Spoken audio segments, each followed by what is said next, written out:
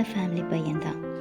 அட்வையோட அப்பா வந்து ஒரு ரிட்டையர்ட் கவர்மெண்ட் சர்வெண்ட், ரொம்ப ஸ்ட்ரிக்டான ஆள்.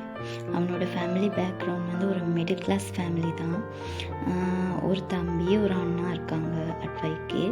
அப்புறம் அவன் தன்னோட உழைப்பால் வந்து சொசைட்டியில் ஒரு நல்ல ஸ்டேட்டஸில் இருக்கான்.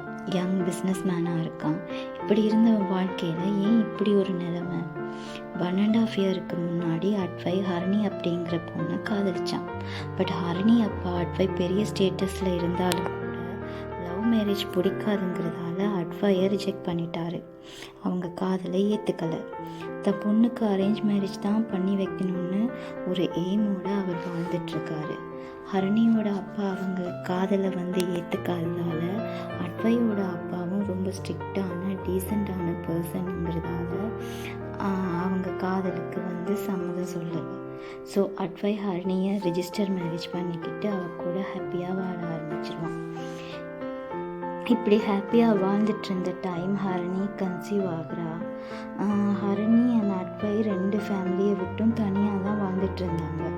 ஹரணி கன்சீவ்னு தெரிஞ்சதும் அட்வையோட அம்மா அவங்க அப்பா கிட்ட பேசி அட்வையை வீட்டுக்கு கூப்பிட்டுருவாங்க.